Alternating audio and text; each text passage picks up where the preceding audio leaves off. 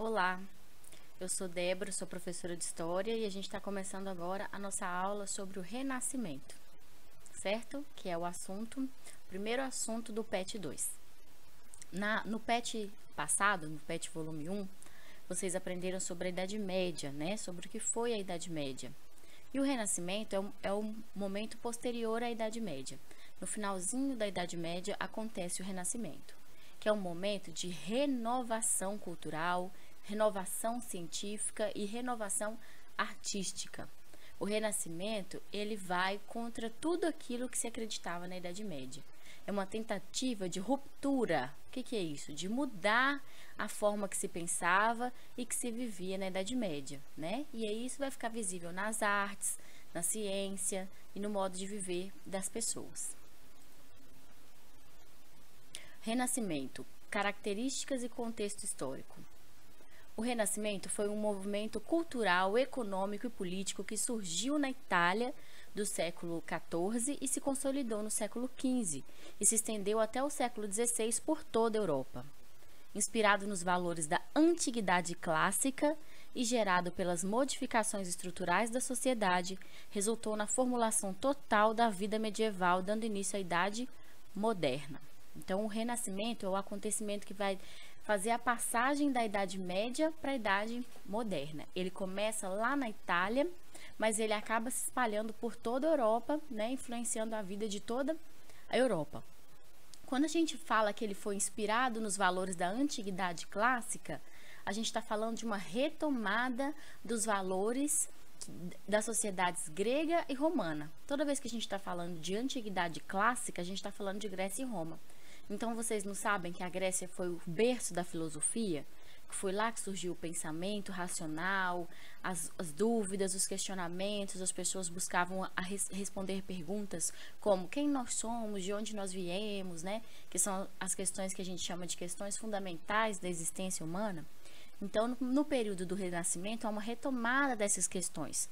O homem começa a pensar novamente quem eu sou, de onde eu vim, qual é o propósito de nós estarmos aqui na Terra. Porque durante a Idade Média, como vocês sabem, vigorou o pensamento da Igreja Católica, né? As pessoas não tinham essa liberdade de pensamento. Elas acreditavam no que a Igreja dizia e ponto, né? Elas não tinham essa liberdade de questionar, de buscar outras respostas para as perguntas, certo? Então, como nós dissemos, o Renascimento ele tem origem lá nas cidades italianas. Esse mapinha que vocês estão vendo aqui do lado é o mapa da Itália. O Renascimento originou-se na Itália devido ao florescimento de cidades como Veneza e Gênova, Florença, Roma e outras. Vocês conseguem vê-las aqui no mapa, ó. Veneza de vermelho, Gênova aqui de verde, aqui já perto do mar, né? No litoral mesmo. Elas enriqueceram com o desenvolvimento do comércio no Mediterrâneo, dando origem a uma rica burguesia mercantil que, em seu processo de afirmação social, se dedicou às artes juntamente com alguns príncipes e papas. Então, quer dizer, por essas cidades serem cidades comerciais, tanto Gênova quanto Veneza eram cidades que praticavam o comércio, né? Era muito comum pessoas de todas as partes do mundo chegando nessa cidade. Junto com essas pessoas que vinham de todas as partes do mundo, vinham as ideias, vinham o conhecimento, né? Então, a troca cultural que acontecia nessas cidades era muito grande. E isso favorecia a formação de novos pensamentos. As pessoas começavam a ter contato com outras pessoas que pensavam diferente do que elas pensavam, né? Por isso que o Renascimento ele surge nessas cidades, por causa dessa efervescência cultural que existia nessas cidades, né? Dessa troca cultural que era proporcionada pelo comércio. Então, o que foi a cultura renascentista? A cultura renascentista, ela teve 4 características marcantes. Primeiro, racionalismo. Os renascentistas estavam convictos de que a razão era o único caminho para se chegar ao conhecimento e que tudo podia ser explicado pela razão e pela ciência. Então, eles deixavam de explicar as coisas só como antes se fazia na Idade Média. Ah, por que será que choveu muito e a gente perdeu a colheita esse ano? Porque Deus quis. Ah, e por que será que fulano ficou tão doente e morreu mesmo sendo tão jovem? Porque Deus quis. Então, nesse momento, eles deixam de responder tudo como se fosse só a vontade divina e buscam respostas racionais para responder as perguntas, né? Então a razão passa a ser o centro aí dos questionamentos, né? Para que as pessoas se guiem pela razão. E aí isso vai levar ao desenvolvimento da ciência, o desenvolvimento de vários outros conhecimentos. O experimentalismo é a outra característica. Para eles, todo conhecimento deveria ser demonstrado através da experiência científica. Então, se acreditava que aquilo era verdade, aquilo tinha que ser provado por meio de uma experiência, né? Individualismo nasceu da necessidade do homem conhecer a si próprio, buscando afirmar sua personalidade, mostrar seus talentos, atingir a fama e satisfazer as ambições através da concepção de que o direito individual estava acima do direito coletivo. Então, essa valorização do indivíduo, do homem como um ser único, que precisa ser valorizado, que tem dons, que tem talentos, e que o talento e o dom de cada um precisa ser valorizado, né? Para vocês terem uma ideia, antes do Renascimento, os artistas não assinavam as suas obras. Então, um pintor fez uma obra bonita, um quadro bonito, um escultor fez uma escultura bonita, aquela obra não seria assinada. Por quê? Porque se pregava a ideia de que se você tem um dom, foi porque Deus te deu esse dom. Então, ele não é não é um benefício seu. É Deus que te deu, né? A honra daquele dom é de Deus. Esse era o pensamento medieval.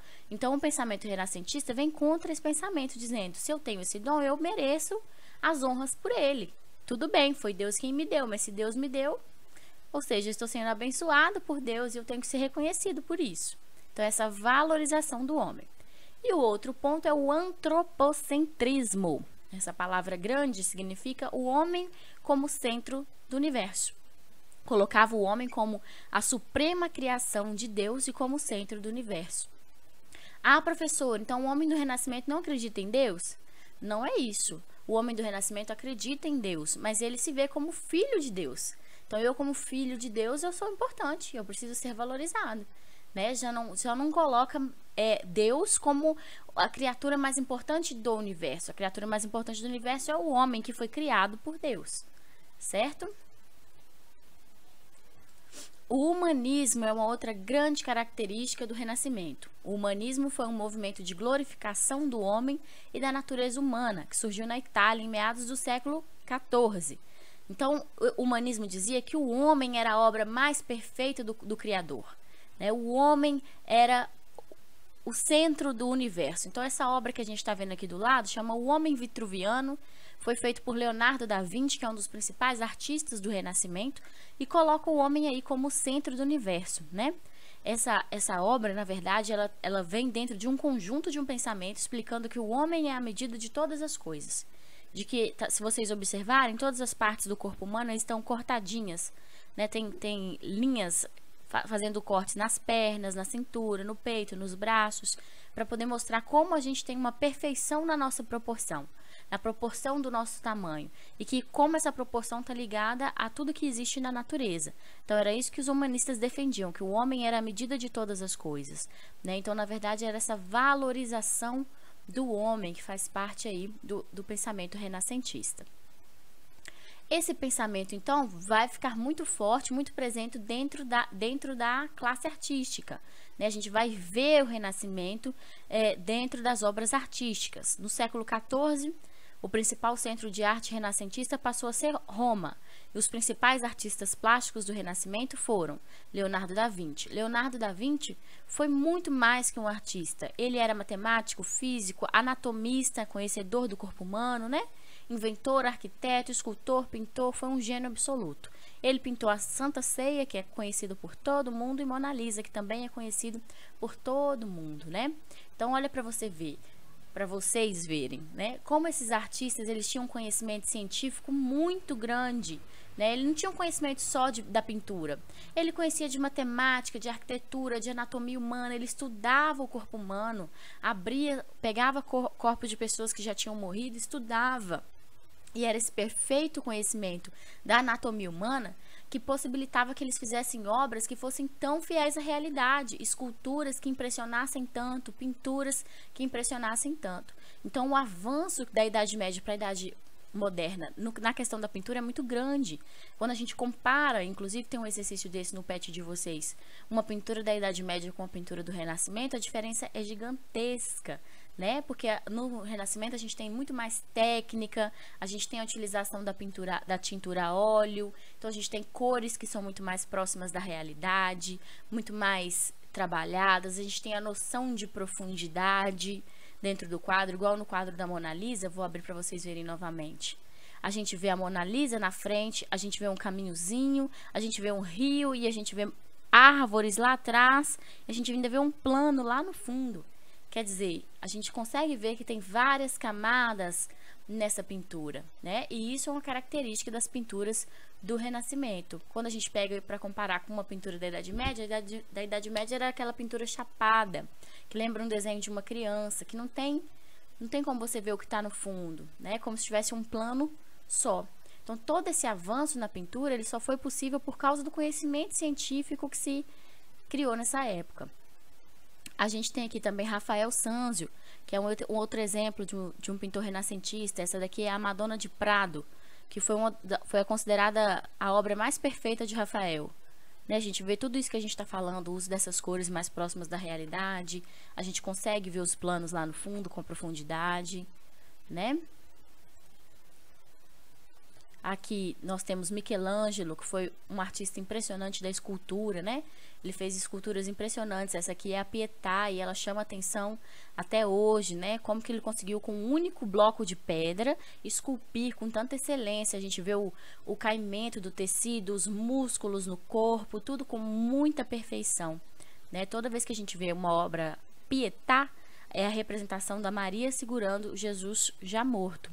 Pietà sempre vai ser essa representação. Então, existem várias Pietás. Essa é a Pietà do Michelangelo.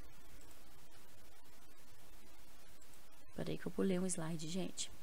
E o Renascimento também, como eu falei, ele traz descobertas, né? Mudanças significativas para o campo científico. Ele foi marcado por importantes descobertas. A principal descoberta, talvez, tenha sido a do heliocentrismo. Então, lá durante a Idade Média, se acreditava que a Terra estava no centro do universo e que os demais planetas, o Sol e a Lua, giravam em torno da Terra. Isso é o geocentrismo. Durante o Renascimento, descobriu-se que, na verdade, o Sol é que estava no centro do universo e os demais astros giravam em torno dele, né? Então, esse é o heliocentrismo, né? E os responsáveis por essa descoberta, eles foram perseguidos pela Igreja Católica, né? Porque a Igreja defendia que a Terra era o centro do universo, e qualquer um que defendesse qualquer coisa que fosse contra o que a Igreja Católica dizia, sofria perseguições. Então, Nicolau Copérnico e Galileu Galilei foram perseguidos amplamente por trazerem essa informação aí diferente do que a Igreja dizia. Certo, gente? Deu para entender um pouquinho sobre o Renascimento? Então, o mundo mudou após o Renascimento, né? Essas ideias que lá surgiram acabaram se espalhando por toda a Europa e depois até mais para frente por todo o mundo, trazendo um grande avanço científico, um avanço cultural, uma transformação na forma de se viver em toda a Europa. Certo, pessoal? Espero que eu tenha ajudado vocês um pouquinho. Estou à disposição de vocês para tirar as dúvidas. Vou enviar esse slide para vocês que vocês possam estudar por eles. E depois vocês farão as atividades do PET pelo link do Google Forms que eu enviar. Ok? Muito obrigada e até a próxima.